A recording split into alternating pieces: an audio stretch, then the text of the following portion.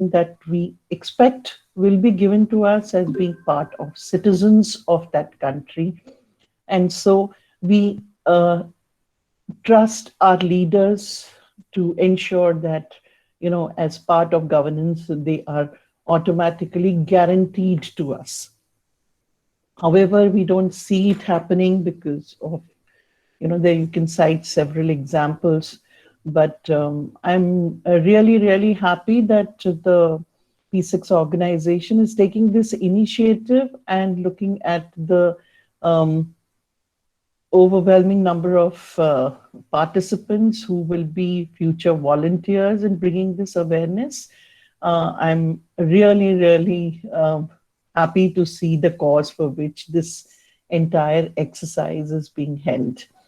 So I'm getting to understand that please, I would like everyone to be interactive wherever you would like me to interact. Of course, my exposure would be, or my expression would be largely depending upon how it has been in the Indian scenario. But somewhere I'm sure all of us will find a connect in how it is, how this particular aspect is shared with the student group. Your age group from 6 to 12 years, Zenia? 16. 6 to 16 years is the age group that you're.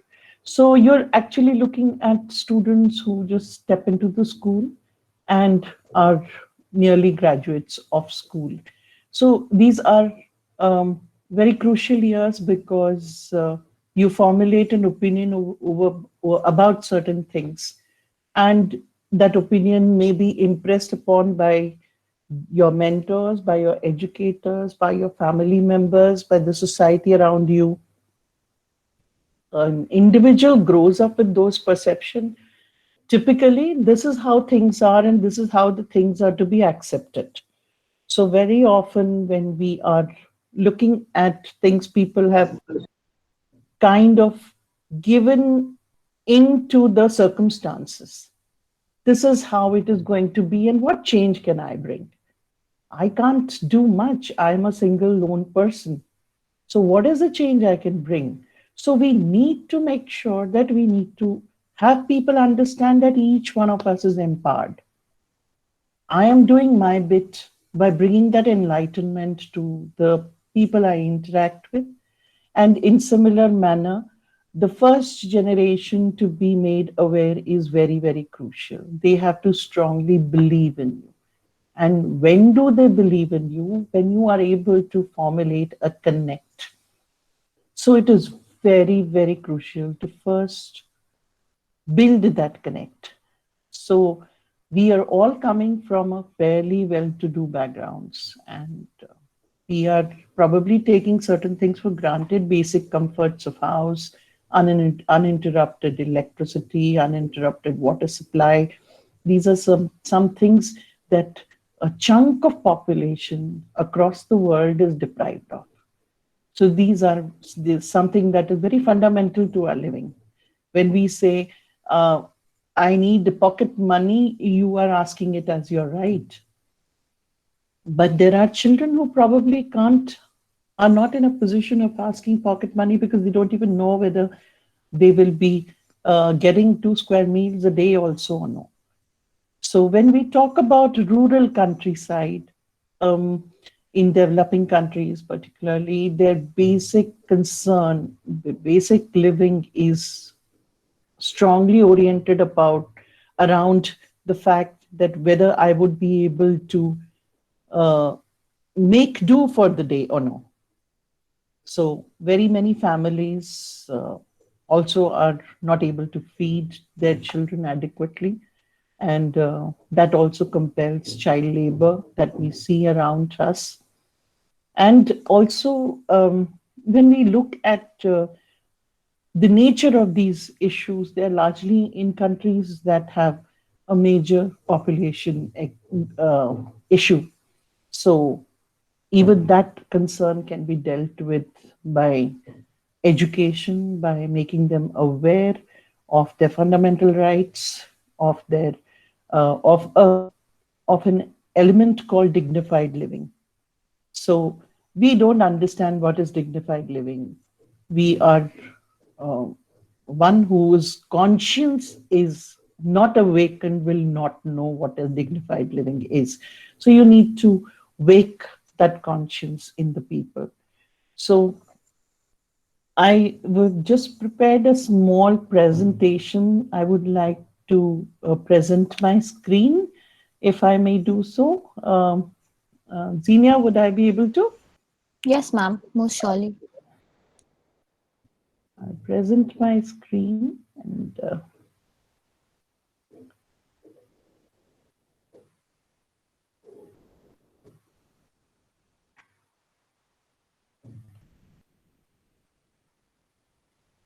is everyone able to see my screen? Yes, ma'am, we can. Okay. So these are just kind of some pointers which I would like to share with you as to how you can uh, arrive at a point where you can introduce the topic of sensitizing children about something that is fundamental to their dignified living. You know, by virtue of being humans, all of us are entitled to certain kind of a treatment, certain kind of living. We cannot be compared to animals because we all belong to humanity. So nobody needs to be treated and nobody should be treated anything below a human being should be. So several theories have been formulated, but when we look at textual learning is very, very different because this is something that is a lived experience. So when we talk about looking at aspect of fundamental rights, if they are not practiced, the entire purpose of learning them are defeated. So how do you arrive at teaching fundamental rights? So when you talk about going to do certain things, there needs to be a clarity of objective. So when you begin with interacting with people, so we need to check out that who are the people whom we are going to address, who are the people who need this kind of a knowledge. Secondly, why do you identify that particular group to be needing that kind of a guidance, that kind of an orientation, that kind of mentorship? And then when is it that we are giving?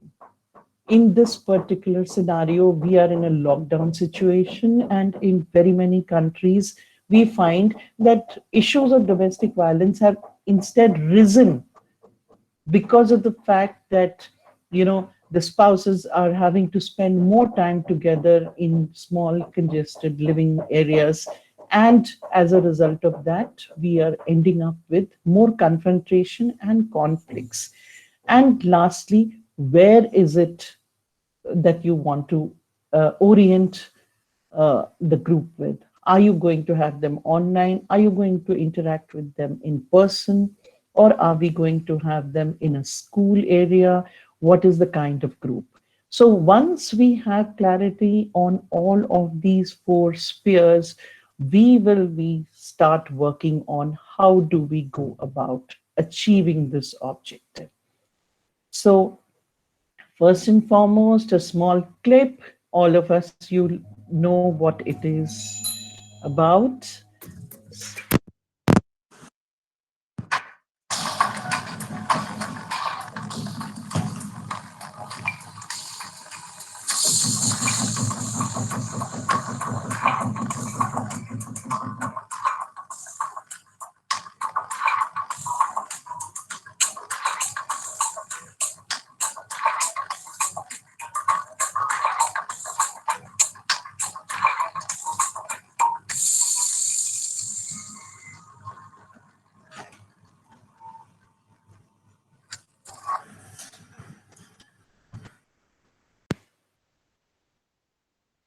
So, yes, this was about breaking the ice. How do you get children to start to talk to you about them? People who are visiting areas which are which are the ones that are matter of concern. For example, all of you from urban areas would probably be approaching rural areas. The children, the young and the adult alike will identify you as not one of them. So the probability that they will open up their heart to you is a 50-50% for those of the villages that are little more modern than the others. But it is very important for them to open up. And how do you do that? So you have certain very basic introductory questions that will, get them to start talking. So you can ask them about what is their happiest moment of life, what is it in what happened around in the recent past that made them so happy. They would probably dwell into the kind of uh, things that happen around them, and what is it that what they narrate will be giving you clues about what what is the level of advancement or development of that particular village. So if you say that fair came to my village, that means probably that particular rural area is probably not familiar with uh, even a television. In today's times, we have cellular technology, but believe me, there are some rural areas where a mobile phone is also a luxury. Smartphone is a magical instrument. So things like what is your biggest fear? What do you think? A area which has been along a river bank would probably say, I always fear, that the river will flood and my house will be destroyed. My family we'll all get separated. So these are the clues, some of the questions that will lead you to understand them and formulate your uh, further questions that would uh, help you bridge the connect. So, what do you want to become when you grow up, and why? Then, very often, children in the rural area may know a celebrity star. If nothing else, they are aware of who the prime minister is because they've seen posters, they've heard about the big names and the kind of power that they demand or carry with them, the aura that they have, or out of hearsay only. So if you talk about um, people like in our country only, if you have Amitabh Bachchan, then everybody knows whether they have seen the film of Amitabh Bachchan or no, but then they are nothing less than gods for them because of what they have achieved.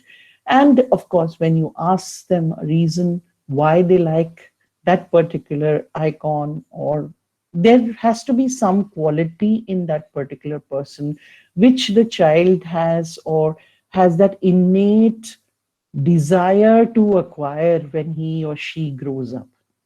So you also get a little closer to the idea of what is it that the child is missing. Or when you look at anybody from the rural, because they have not seen so much of development, they've not seen so much of uh, automation, they desire to just get so much of money that they can probably buy everything that a big person, a wealthy person has. So for them, it is usually what they do not have.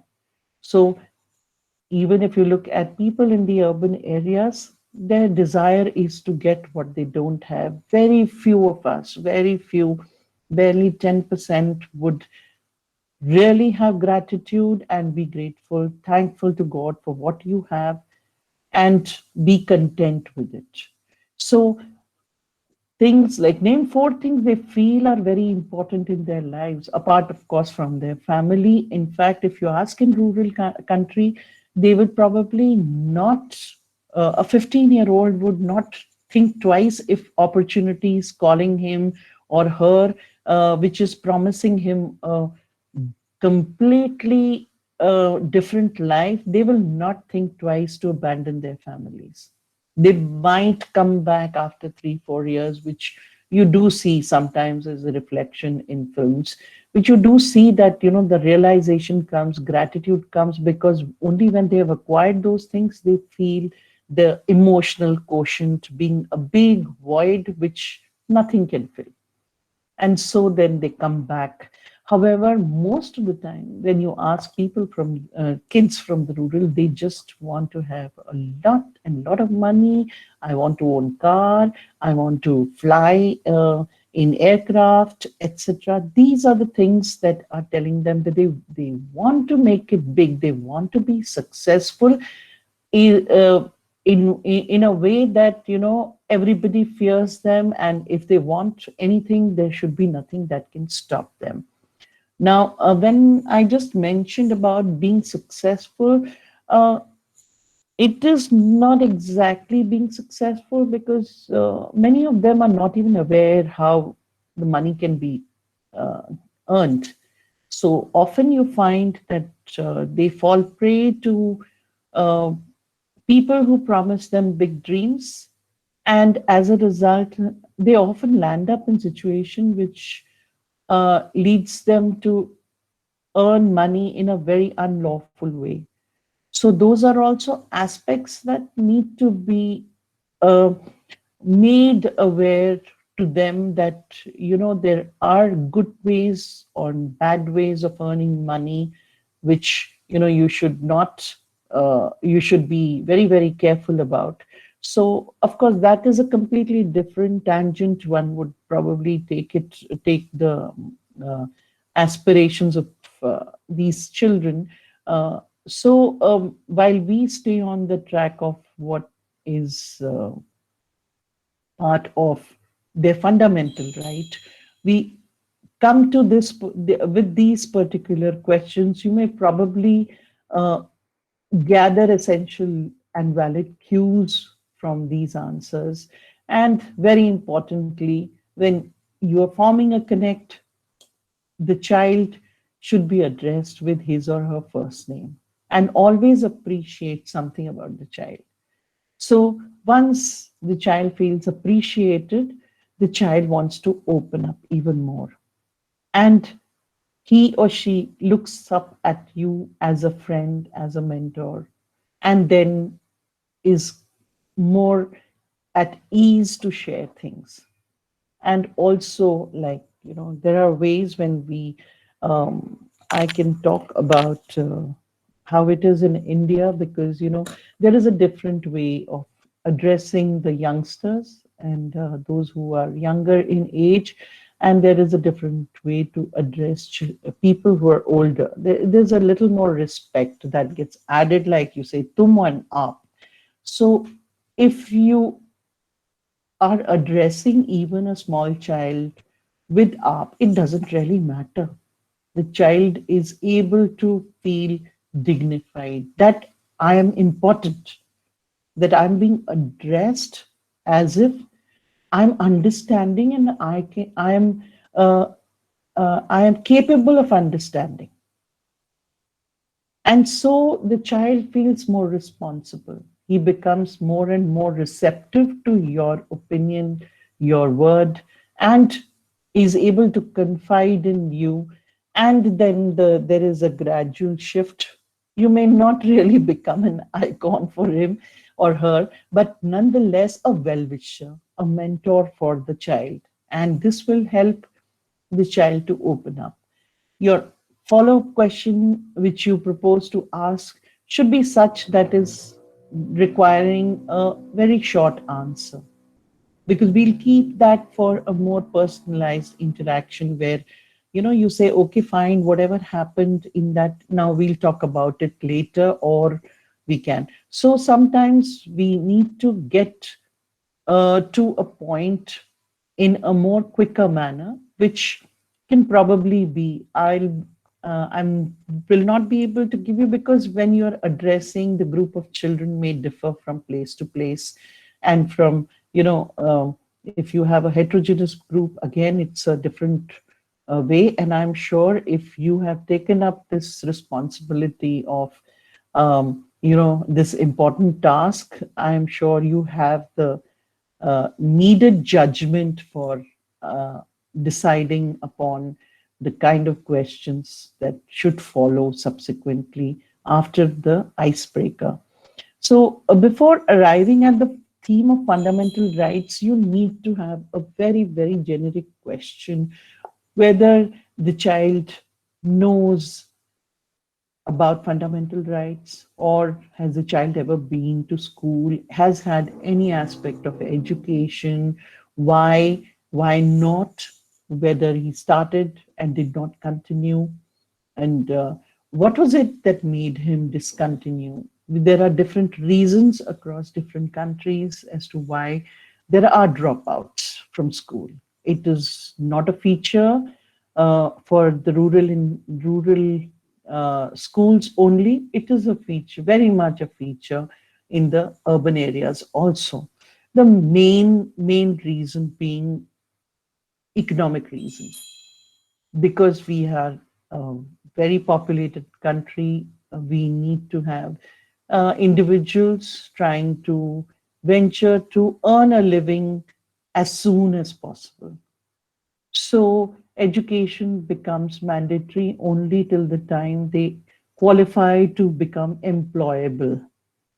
And that is where, skill-based education uh, runs. We are in dearth of skill-based education.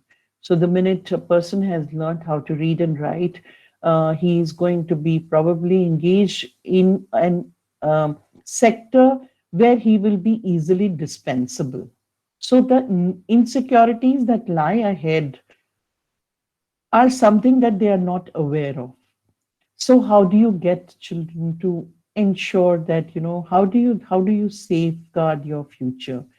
It is not just about your uh, village school. It is also about the desire to become something. So when you look at countries, developed countries, you also have people who would be, making beautiful pottery, but he would be so good at it that probably nobody would be able to make something similar. So you find that there is respect, dignity for labor in other countries. And so why do you feel ashamed if I am able to weave a cloth more beautifully and somebody else is probably able to sing more beautifully? But the trouble in most of the developing countries is that of earning a livelihood. And as the society has made it seem to be that, you need to be in an office, you need to go in smartly dressed pant and shirt in order to look important or seeming to be doing something important. And so the unconventional traditions have actually died, and now there is a Herculean task to revive them, and some of them are being, addressed. But nonetheless, we are probably going to see them only in museums now. So, education is something that you need to drive home to the children, that that is the only mantra, that is the only thing that can free you forever. And then once you have acquired education, you are able to feel liberated. It is not feeling free, it is feeling liberated. And so, why do we say education is so important? It is because they need to have knowledge about their homeland, they need to have matters, they have to have an opinion for what matters in their homeland. It is my country, my homeland, and so I should have a say in the country, in the way the country is run.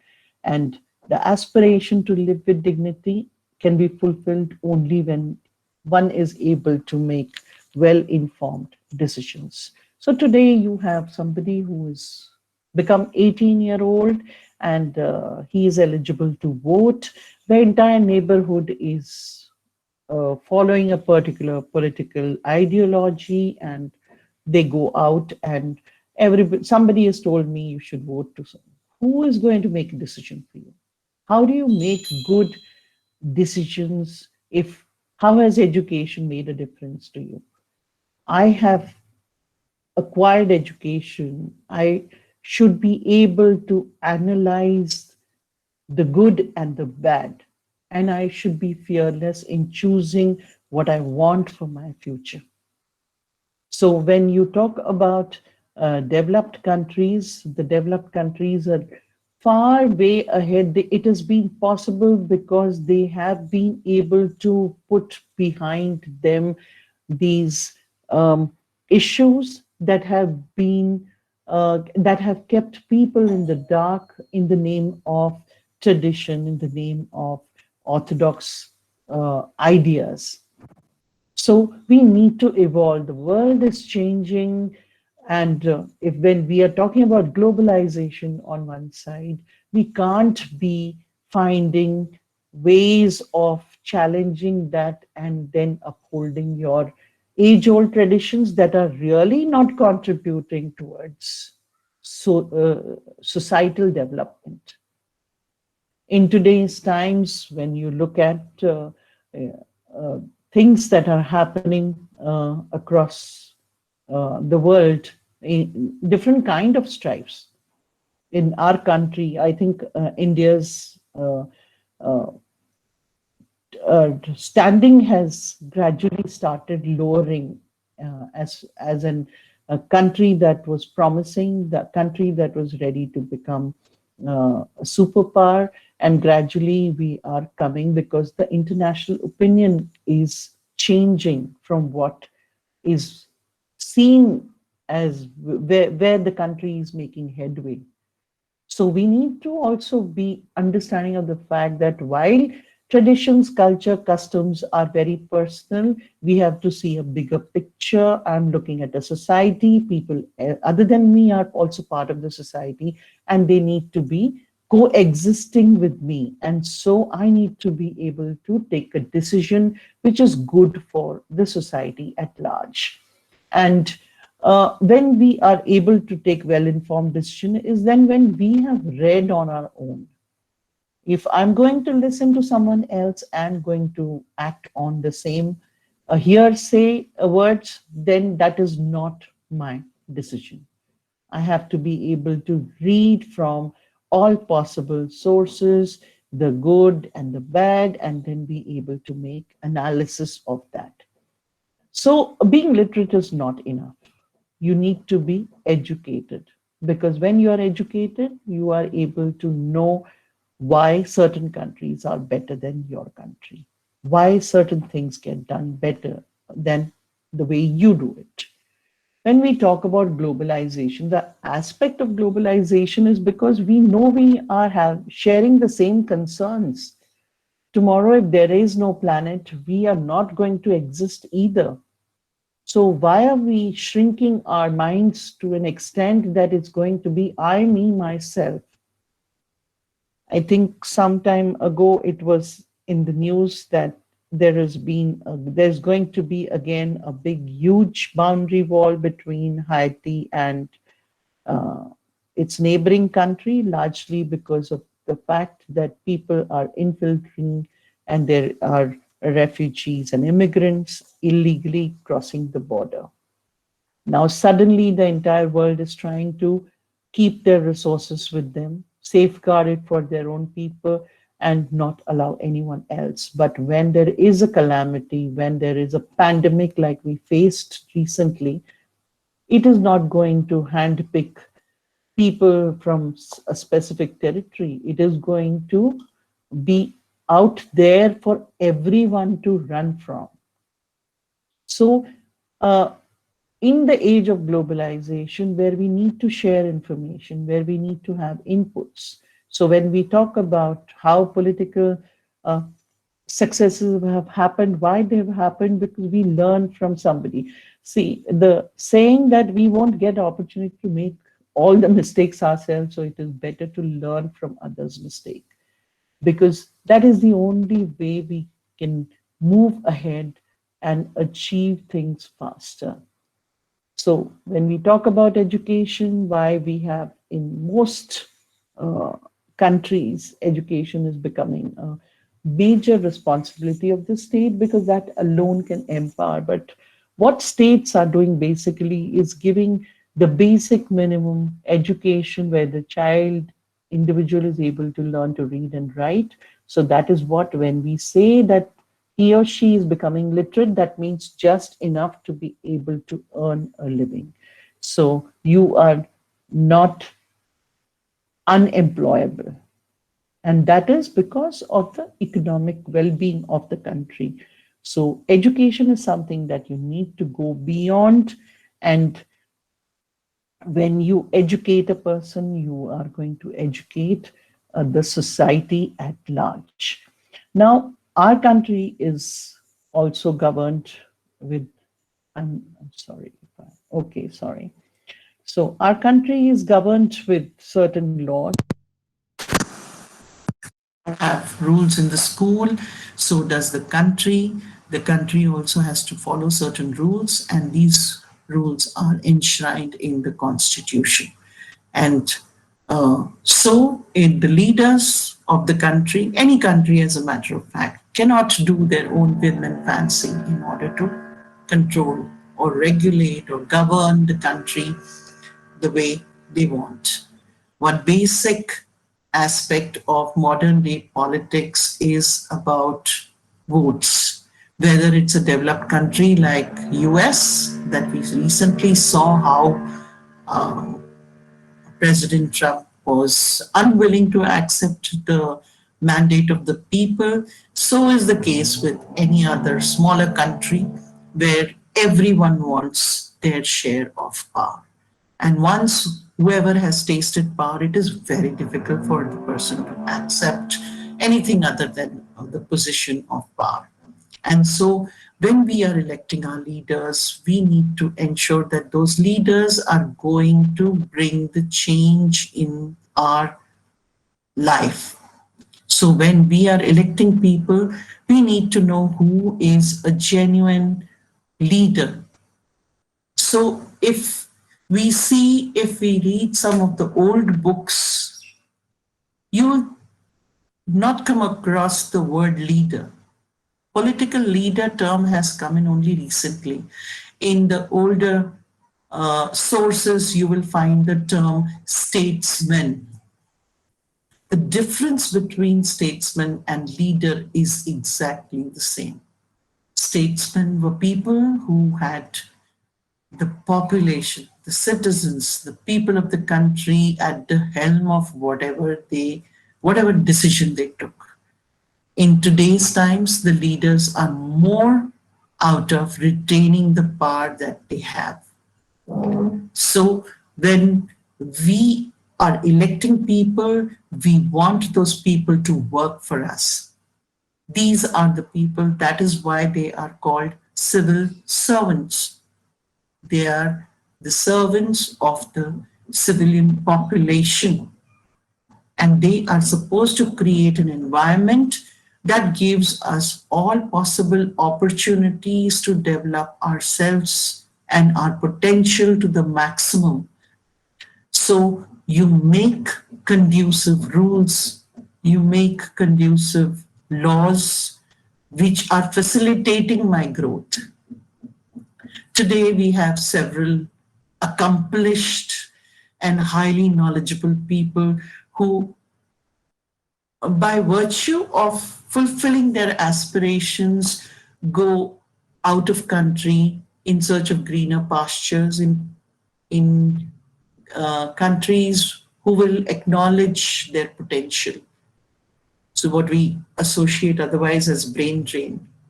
Why does brain drain happen? Because we are not creating those kind of research development facilities within our country. Otherwise, even if there is too much of bureaucratic environment that is preventing them from doing what they want to do. Knowledge is liberation, and in that freedom only can one grow. Even when you talk about Einstein, he was never an A plus grader student. He was, or he was a normal child who made normal mistakes, but it was the mistakes that made him what he became eventually, and look at what he gave us. So similarly, when we talk about development of a country, the leaders are very, very important. And when we talk about dignified life for every citizen, we have to ensure that every citizen gets those opportunities, those platforms that help the individual to grow. And these can be achieved by making the children aware of their fundamental rights. So if a child wants to do something, then the child must be made aware that nothing is impossible for you. You can achieve what you want to achieve. There are provisions in our country. We have something called reservations. We have something called, government policies. We've got scholarships. We've got sponsors. We've got institutions that give support to promising children. In fact, our government schools for the children who are in audience here, who are from India, you have there is a difference between Sarvodaya Vidyalay and Kendriya Vidyalay. So what is the difference? They are both the same, but the Sarvodaya Vidyalay have only A plus graders. The Sarvodaya Vidyalay are the ones that have the cream of students who are promising, and they get plenty of benefits for pursuing higher education. And apart from that, there are scenic schools, there are schools that are directing children to have a good, promising, progressive life in future also. But half of them are not aware of it. And if our children are in university, they must have come across the Herculean task of university admissions. In that itself, you find there are so many provisions for students to enroll for higher education. But lack of awareness at the rural level, they feel, what will you do going to a big town? You'll get lost and you're fine here. But a child who has tasted what it is to be in a big town will never want to go back to his rural countryside, because of the kind of dreams that he starts seeing. Unfortunately, in most of the countries where work has to begin from grassroots level, it has not happened. We have now started working bottom-up approach. But when we looked at, that is why most of the developing countries find this divide of, the rich getting richer and the poor getting poorer. And so the country is never fully prosperous. And when we talk about developing countries, the developing countries will continue to remain developing countries because the overall differential GDP will negate the effect of development. And so when we talk about making children aware, it is very, very important for children, and especially when we look at fundamental rights, it's not just about education, it is about entire social, economic personality of the individual that we are creating. So when we talk about ordinary rights, fundamental rights are not ordinary rights. The ordinary rights are made by legislation. Today, odd number vehicles will go, and today even number vehicles will go. And so those are ordinary rules, ordinary legislations. And for some time, you have certain rights, and after that, they are taken away by an ordinary legislation. But fundamental rights are those that our freedom fighters, that our statesmen have drawn by incorporating the best the world had to offer into our constitution. In particular, with Indian constitution, we have, it is also referred to as bag of borrowings. Some of you who have studied political science, they would know. And so this was the commitment the Constitution Committee had at the time when the Constitution was being written. They wanted to give the best that the world had to offer for the people of their country, for this newfound freedom, for the promises, and they had big dreams about what kind of a nation we are going to be creating. And it was the largest democracy. We were going to have every individual entitled to some basic fundamental rights that will ensure that the individual is never having to face any kind of discrimination in any time in future. But what has happened thereafter? We probably inched forward that road for a while, and subsequently the focus has shifted. So today, while we are looking at not the growth of our country, we are looking at how well we are competing with the world. So we lost that delicate balance between trying to develop and trying to compete in the world. So there were multi-pronged initiatives that happened. We started our nuclear program, we started our railways, we started our military modernization due to our constant conflicts, we started our financial revival, and we fought droughts, we fought food scarcity, and we had our share of challenges. But eventually we graded ourselves, we saw ourselves not as what we were in the past, but what we were in terms of the more developed countries in the world. And somewhere down the line today, when we look at our country, suddenly we are having to be made aware that we have fundamental duties as well. We have to ensure, we have to first know whether our fundamental rights have been fulfilled or no. So fundamental duties would have been fulfilled as a matter of gratitude by the people, because the state was so concerned about the people. And so in reciprocation, fundamental duties. Today, most of the other countries, citizens are so law-abiding. Why? Because the country gives them so much.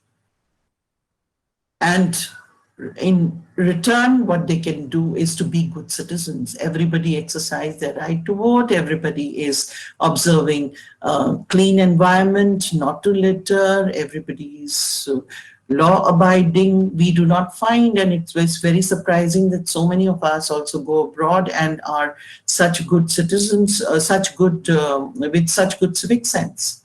We would not think twice when we are in our country, because we find that kind of a lack of attention being given by the state. So apart from your individual conscience that can probably make you do that, which probably comes out of the education that you have received, we need to also ensure that fundamental rights are now, sadly, in today's time, we have to teach fundamental rights because they don't come on their own. So what are fundamental rights? So when we talk about fundamental rights, these are the rights guaranteed under the Constitution. They are fundamental in the sense that they have been incorporated in the fundamental law of the land and can be enforced by the courts. This is very, very important, because tomorrow if my fundamental right is being violated, I can seek redressal from a particular department of the or the constitutional provision exists which can protect me from being discriminated, from being exploited, from being treated in an undignified manner. So what makes them so crucial, what makes them so important is the fact that I have the law on my side. So there have been certain constitutional amendments, but since they have also been for the larger interest of the people, and hence I have made a mention here, but when we talk about right to property was at one point of time a fundamental right in our country. However, again, those with a lot of wealth, a lot of money would have grabbed all the land, and which would have left the lesser privileged people with absolutely no place to call their home. So these are always quoted and upheld by the ruling of justice. So we find them coming by few and far in between in the recent times, but nonetheless, the children need to know that there are provisions that protect them and their rights, which are basic to them. There are several aspects to fundamental rights, especially in the Indian Constitution. There is right to equality, right to freedom, right against exploitation, especially amongst the children. Now, there is a very interesting quote that, it is said that every fundamental right is given to us and practically almost taken away in the subsequent article. Now, when you talk about a populated country like India, these rights need to be given, but they are, as we find it with so many things around us today, terms and conditions apply. So when we talk about freedom, it is not infinite freedom. And they come with a rider mainly because one needs to ensure that his exercise of freedom is not coming in the way of somebody else's idea of freedom. And so we find that fundamental rights do exist and are an entitlement to each and every individual, regardless of their age or gender, caste, or their standing in society, religion. Apart from that, they are entitled to. For example, like when I'm teaching, I'm giving example of a certain situation. Newspaper clippings are a great way to discuss the headlines. Sometimes we have had quite a few instances where, for example, I talk about it, giving my example, like if I have to fight for justice, which are the ways I can fight? I can fight as a daughter, I can fight as a mother, I can fight as a woman, I can fight as a spouse, and I can also fight for my right as a citizen of the country. So when we talk about the aspect of fundamental rights, I can get it whichever way because they are mine and nobody can deny me these rights. On some ground or the other, justice is assured. The road, however, may be different, challenging for obvious reasons. When we do have a judiciary where we have a provision of PILs, however, in a country like ours, it is a well-known fact that justice is considerably delayed. And much of an individual's desire for justice is killed by the fact that it engages that person for an infinite amount of time and gets and prevents the individual from his normal livelihood.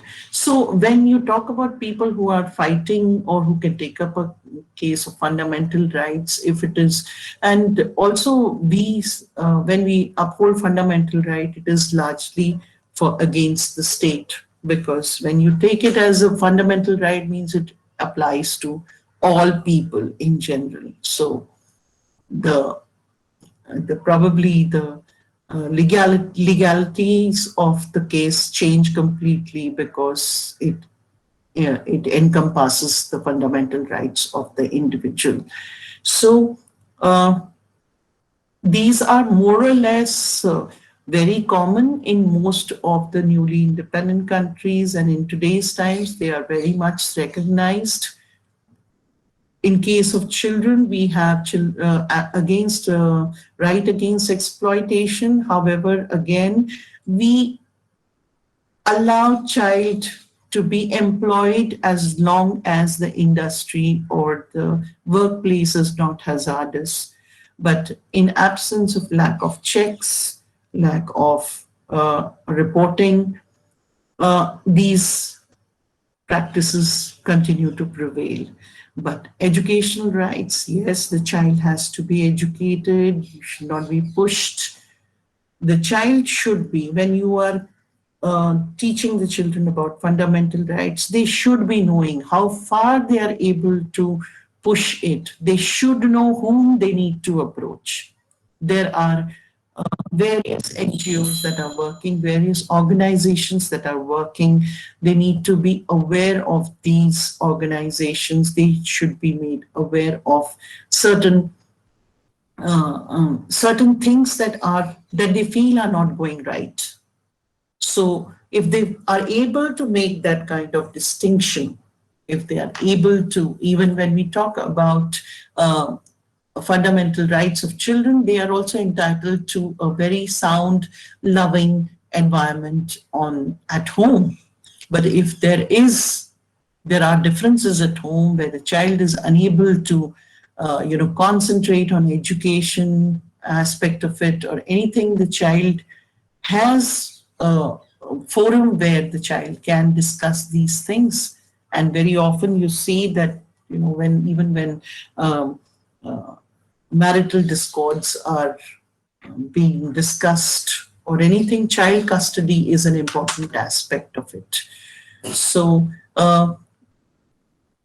we probably, in addressing the rural children, you would not probably come to that far situation.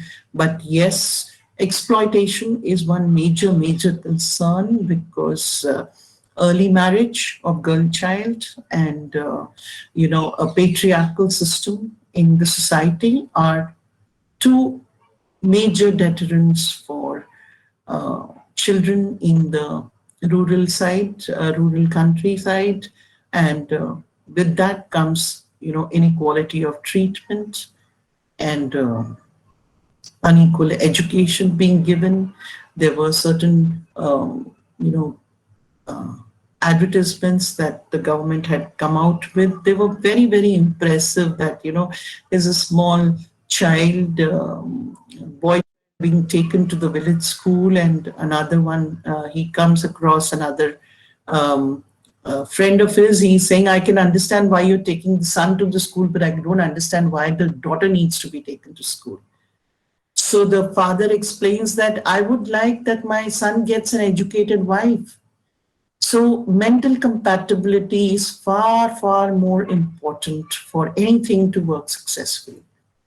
So if this kind of an awareness is set in the rural mindset, this can bring in a whole lot of change. And so this comes from the fact that more co-education schools are encouraged in rural areas, and we are having a lot of provision. The government has taken several steps to make girl-child education free. We are also providing some monetary support. They're being given school uniform, school textbooks, so that the parents are not feeling the girl child as a burden. And so we do not need to, because eventually the child is going to be getting married and moving away from home. So even if the child is subsequently earning a living, the monetary or the economic aid is not coming to the family. It is going to go to the family in which she's married off. And that is Indian context. But for the volunteers that are going, you need to be stressing on largely three aspects of education rights, equality, and right against exploitation. So the child must be aware that he has protection, he or she both have protection of the constitution on his or her side. And so you could, as a part of your interaction with the children, you could find instances that have happened in the village. You can ask them what happened, how did it happen, why do you think this happened, has it happened before, does it keep happening, do you think it is right or wrong. So these are all aspects, because all of these things are uh, you know directly translated in the societal behavior around them. What do they see around them? How do you let go? If there is a boy, would he allow this for his sister? So it is something as simple as that. So everybody is somebody. That has to be recognized, and that individual needs to be treated with respect. That is the basic and very, very fundamental to uh, growth, to development, to have a society that will patronize these values for the next generation. So when you are interacting, I would largely, from my experience and during my teaching, I continuously cite examples of what is happening around us, whether it was right or wrong. Why do you think it is right? Why do you think it is wrong? So you trigger that question in the children, and the children will themselves come back with those ideas. Whether trigger that thought process, make them question themselves. That is the society they live in. Those are the people they're doing. It could be my mother who may be wrong, but I granted that she is a generation before me. So she did not get that kind of mentorship. She did not get that kind of guidance. She probably was denied the kind of education that I'm also getting today. So I am thankful that though she did not get, but I have got, I'm grateful, and I'm accepting the fact that at least she has made that bold move, that even if she was deprived of it, she made sure that her child is not deprived of it. So this is how the step has to move in. And especially when you are in rural country, if you are getting motivating parents, if you are getting supportive parents, boost their morale. Make them aware. The parents will, and very often we do see a lot of what happens in day to day does get discussed in our living rooms. So make children discuss things, make them think in an open forum. Don't let them seek information and confirmation from their peers. Sometimes it can misfire badly. So it is very, very important that they are able to discuss things. And if you are having parents who are not biased, then make them inclusive in your program of bringing fundamental awareness of fundamental rights. Make them feel that, okay, fine, so far this has been a thought in their mind, but they have support. They can do the hand holding of their children. And with that, the child will develop a different kind of bond when the child feels that I feel like this, my parents are supportive of this particular idea. Now I'm not afraid of anything.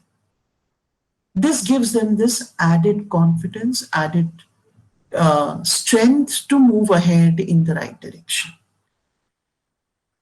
So I would like to thank you on that. And if you have any questions, I would like to welcome them.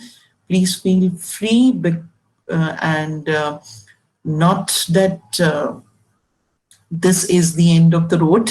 I'm sure you're going to take it, far beyond from what we have discussed today or I have shared with you. This has been my classroom experience. The real change, I think, will come when you people are out there and interacting with people. Some of the stories you come across may be a little too hard to absorb, and you will need to, be very, very strong emotionally to be able to hear them out and be their support at the same time. So thank you very much. And now I would. Like to close my presentation and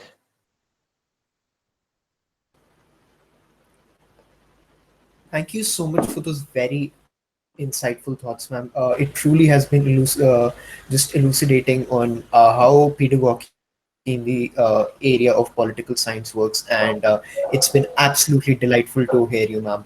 Thank you so much, ma'am. If thank you you. would now allow, ma'am, if we can entertain some questions. Can we entertain some Sure, sure, questions, ma'am? sure, sure, sure. Yes, This way.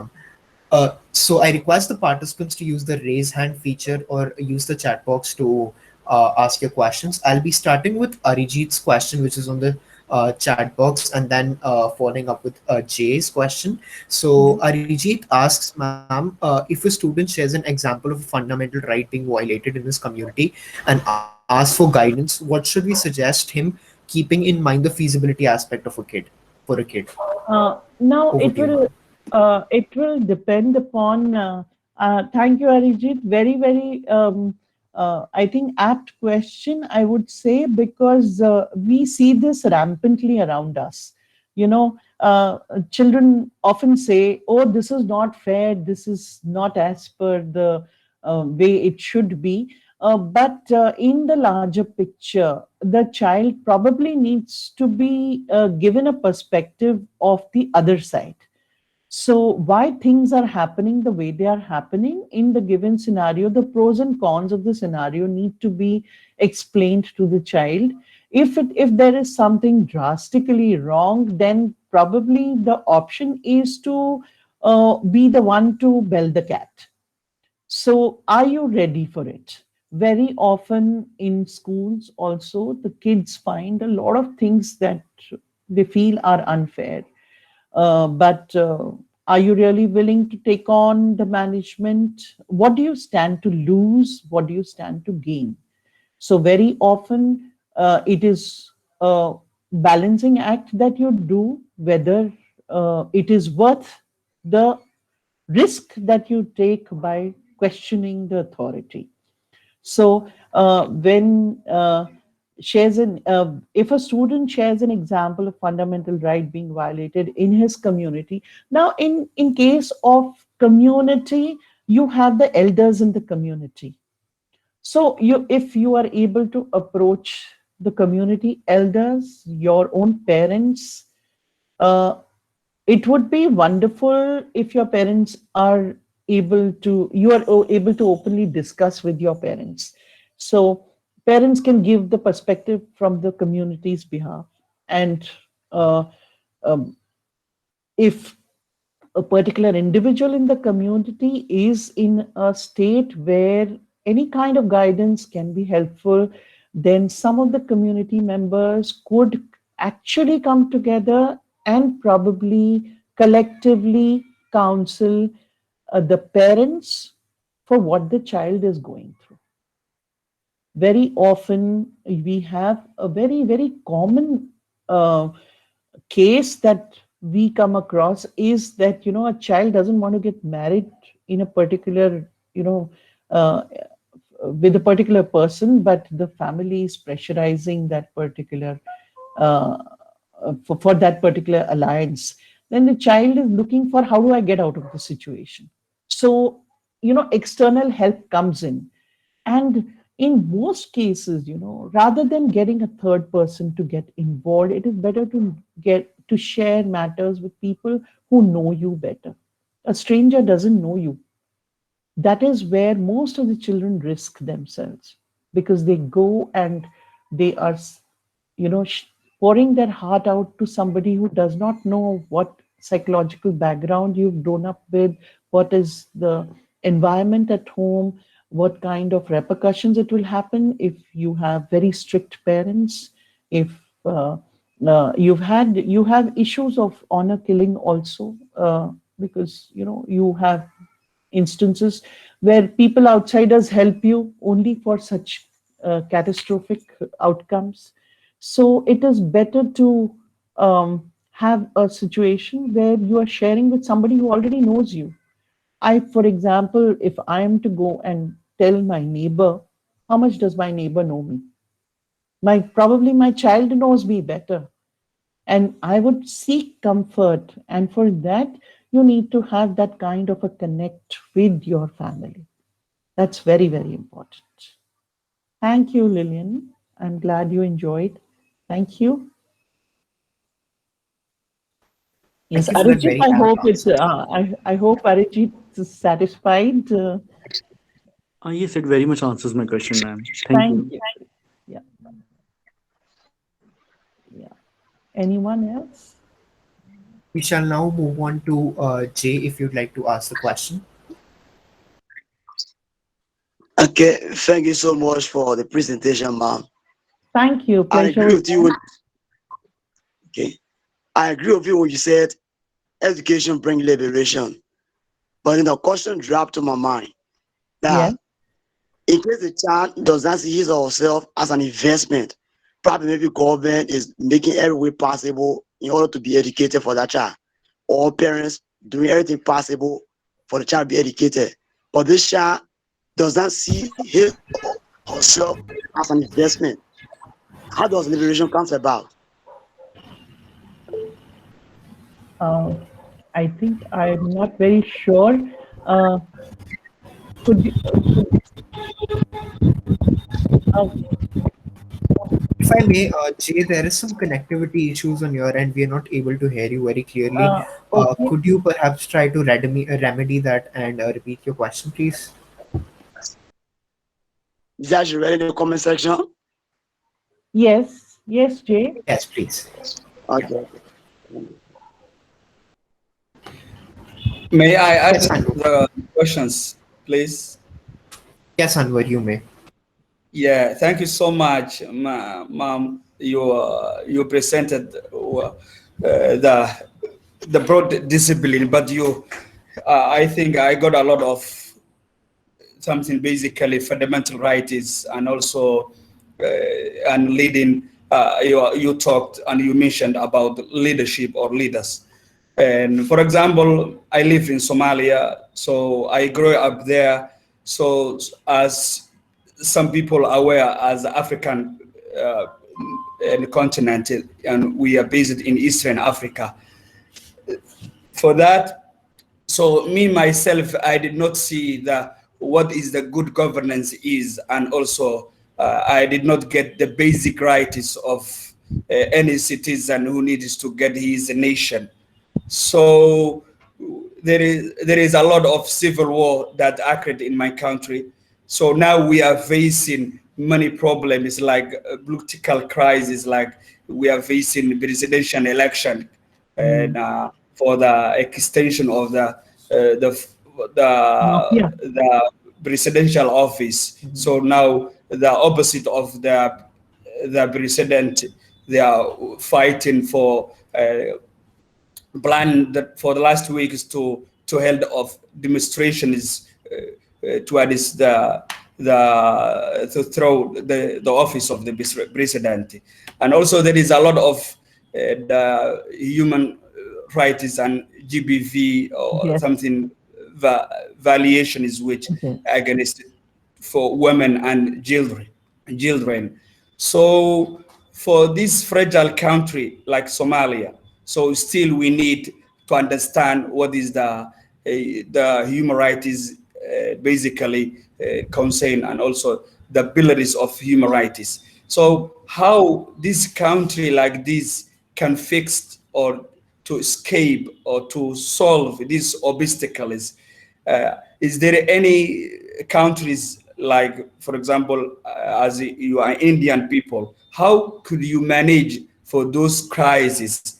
So what the major lesson is that you have learned for your country and how you faced solving this issue like this for killing, raping, so anything against human rights. So no one accepted to do this violence. So we are facing many challenges for this. So I think that couple questions you got. So I need to understand and how to face to solve that issue. So nowadays I'm starting for to youth advocacy and activist program. So participating for to build and to restore our human life hope and youth hope. So we need to live peaceful environment. Thank you so much, Yeah. Medha. Kudos, Anwar. Brilliant effort, even if it is at such a small level. Don't get disappointed. Everything begins with small steps, and I'm sure, and I wish you a lot of luck. And I'm sure if the cause is good, you do get a lot of support from everyone around.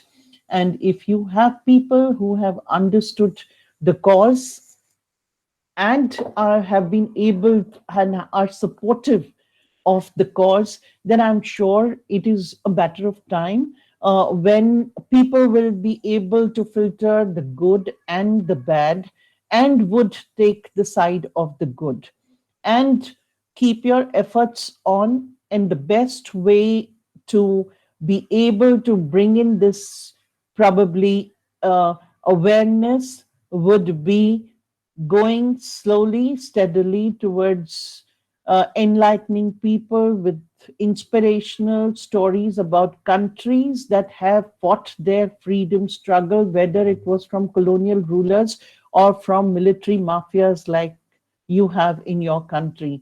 So you have issues where people are probably not so empowered yet, but as far as I'm concerned, I would say if people are united, that strength no one can uh, be able to face for a very long time. So whether it is Hong Kong or whether it is Myanmar, as we see now, people power is the ultimate power. So uh, things may not really happen as speedily as they may happen in another scenario. However, the road that you are on is absolutely correct. You would continue to get, and as far as human right violation is concerned, I'm not very sure, but I think UNHCR has not been, HRC hasn't been very successful either in trying to resolve these issues because of their ability to reach out to the society as such. But please accept my good wishes. I'm sure you will soon see the silver lining and you will make it through. I'm glad you made the beginning.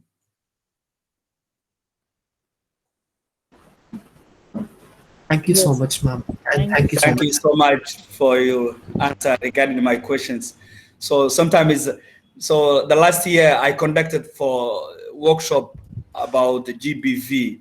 So Yes. really, this is a very crucial to enhance the Yes. level of awareness in the community. So to understand what is GBV, the main source of GBV, how the community need to involve for solving that problem. So I think so. To unity is the major backbone Nature. that can Yes. solve anything. So thank you so much, and I Thank also to thank Bees X organization for doing the hard work and you. giving us this opportunity. Thank you so much. I think I have Jay's question here. I hope Jay is able to hear us. Okay, Jay is wanting to know how does liberation come about when The child doesn't see his or herself as an investment. Parents or government investing in them. Now, the child has to probably get an exposure to something that is better than what he has. And what drives any individual to aspire, to dream big, is to see something bigger, better, and something more impressive.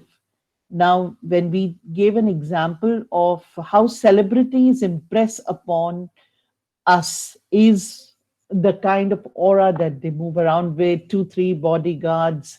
And how do I want to become a hero? I want to become a politician because a politician fears nothing. He does not fear law. He's got people who do whatever they want to do. So that kind of an exposure is very necessary. So as educational institutions, when there are educational trips, children should be taken to places which are inspiring. So when we talk about classroom, occasionally show them a video about on YouTube about people, great people. So what makes people great? They should be inspiring videos. You have been, you have brought change in the lives of so many people. So, how can I achieve this? I can achieve this when I have become, and when I am in such a position. When will I get into such a position? When I have acquired those qualifications? How can I acquire qualification? Okay, even if I need to go through these rough patches. Now, look at the autobiography of Nelson Mandela. During his youth years, he was behind the bars. His friends were playing soccer, football in the field. He would have also loved to be part of that. He would have enjoyed his youth. But during the peak of his youth, he was behind the bars for the kind of life that he wanted his people to have, a freedom from segregationist policies, freedom, and in a very, very what you call non-violent manner.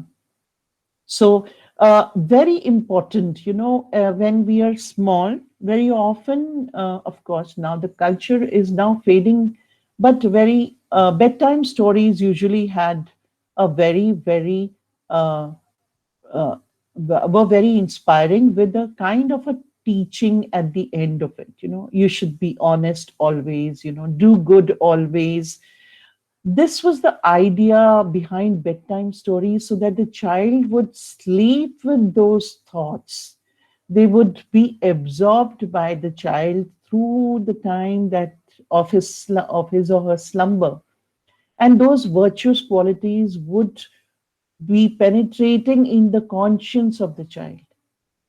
Now we have long overcome the idea of bedtime stories, let alone grandparents or parents reading it out to you.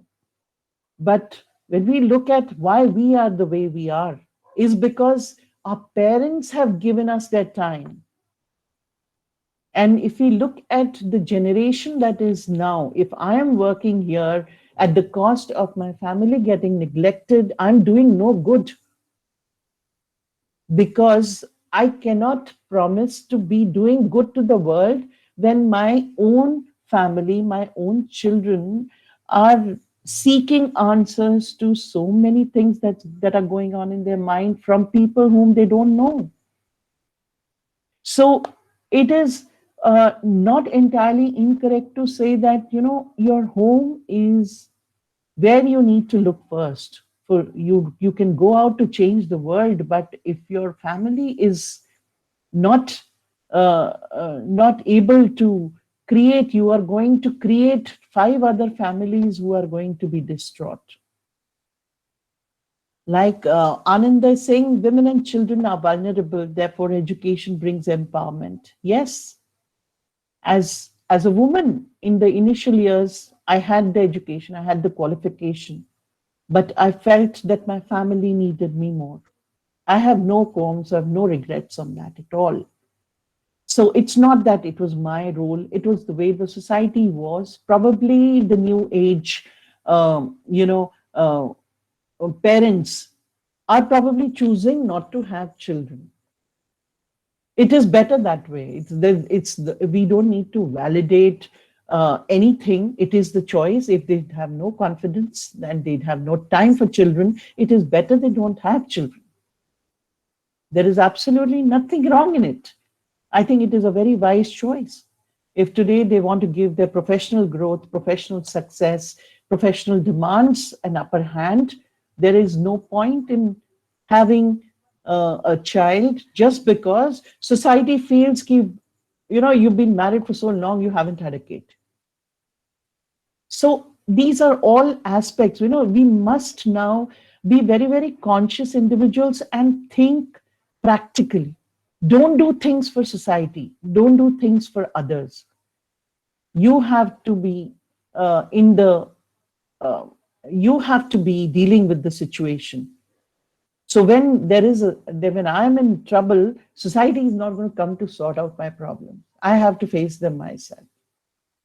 So we need to put these things very, very clear, and we must not be afraid of saying no.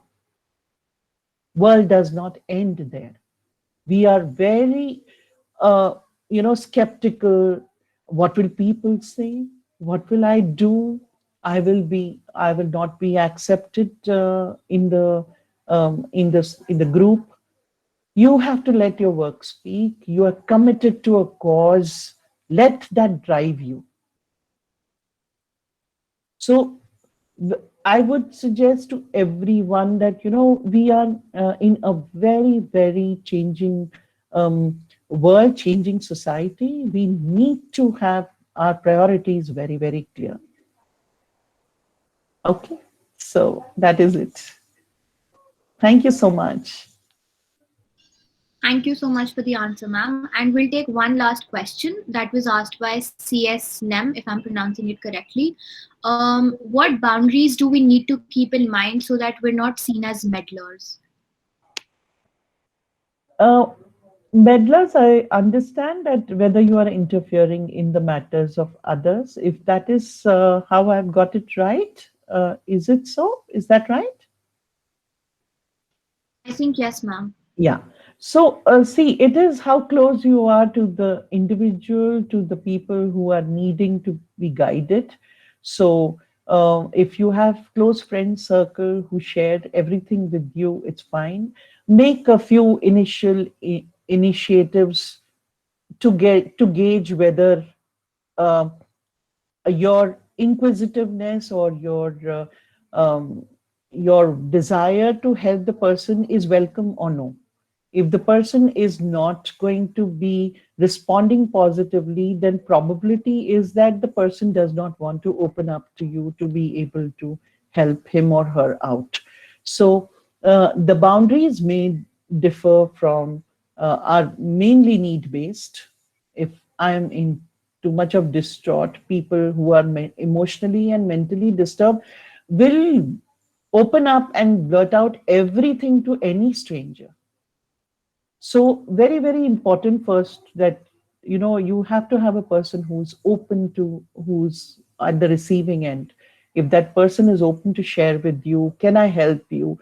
Also, very often you need to come around a person in order to make sure that the person is comfortable with you in order to speak out or help, or it may include you in trying to get out of his emotional distraught.